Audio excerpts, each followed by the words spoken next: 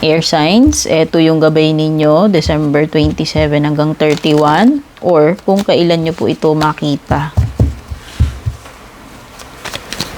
Kung nagugustuhan mo yung mga readings ko, Air Signs, Gemini, Libra, Aquarius, don't forget to subscribe sa aking YouTube channel. Paki-like and follow na rin po yung aking Facebook, Instagram, and TikTok. Send lang po kayo ng private message sa aking FB page kung gusto nyo mag-book ng personal reading. Yan. Ang resume na ng reading ko, January na po.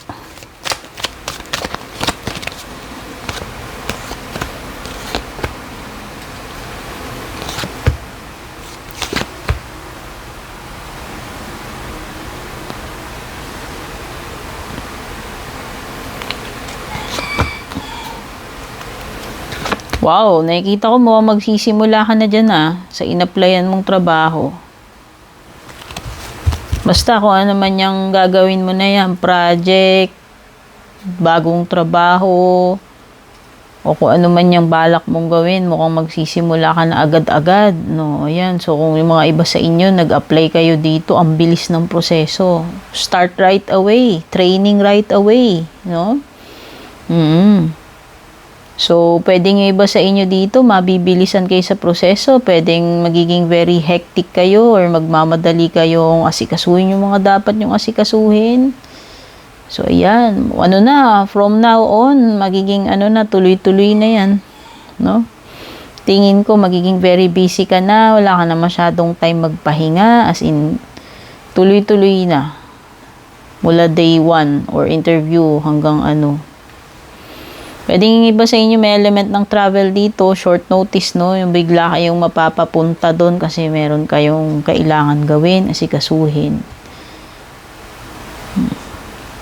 Or pwedeng may mga urgent, dito, may mga urgent matters na kailangan mong asikasuhin, like tawag.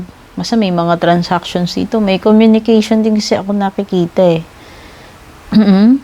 At nakikita ko rito kung ano man itong sisimulan mo, ito talaga yung gustong-gusto mong gawin. So, kung trabaho yan, sa tingin ko, yan yung ideal na trabaho mo, na gustong-gusto mo. Merong something na magbibigay sa iyo ng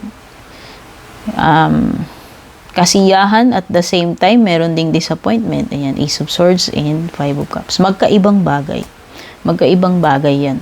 So, dito sa bandang ito, may masayang mangyayari. Exciting, masaya, inspiring.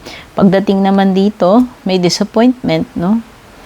So, kung meron kang magigain dito, kung may marireceive kang blessing, o kung ano man, meron ding mawawala sa iyo, no?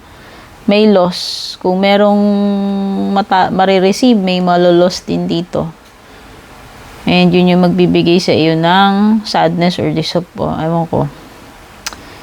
panghihinayang, sadness, disappointment. Pero magsisimula ka na talaga, yung sinasabi ni Magician tsaka ni Eight of Wands.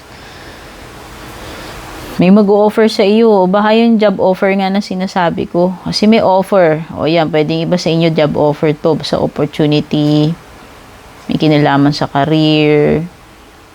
O yung iba meron talaga ibibigay sa inyo i-offer kung hindi man yan about job. The Moon card. Sabihin mo na may mga bagay na dito. Nagpapa-confuse sa'yo? Meron ba? Meron bang mga nakaka-apekto ngayon ng mood mo? Yung iba ba sa inyo dito nag-suffer kayo ng ng depression or parang stress, anxiety, yan. Meron kasing mga bagay dito na parang nagpapaisip sa iyo, nagpapaalala, nagpapalungkot, may mga halo-halong emotions dito, fierce emotions, no? Or insecurity, sabihin na natin. Or confusion. Page of Pentacles. So, pwedeng may earth sign, Taurus, Virgo, Capricorn. Iba sa inyo dito, may binabala kayo na parang mag-upskill or parang improve nyo about sa sarili ninyo. Pwedeng yan, pag-aaral, kung gusto nyo uling mag-aaral.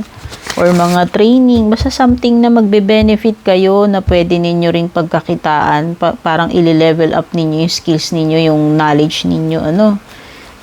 Yan, training man yan or studies. Advice para sa inyo. No, baka iba nagpi-PhD para ano, ma-promote. Advice para sa inyo, air signs, let go and forgiveness.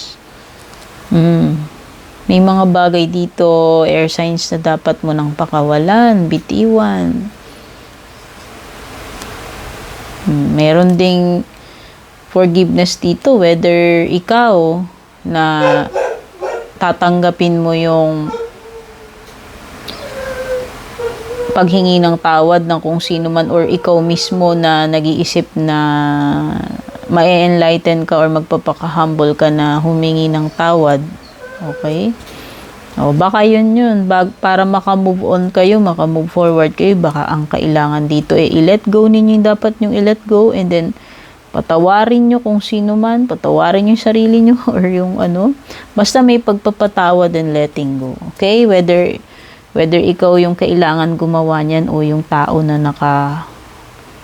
nakasakit sa iyo, para maka-move forward kayo pareho. Okay? So, ito yung mga nakuha ko for December 27 hanggang 31 na gabay ninyo. Or kung kailan nyo ito makita, kung nagustuhan nyo air signs, don't forget to like and share. Blessed New Year sa inyo at kita-kits sa ating next reading.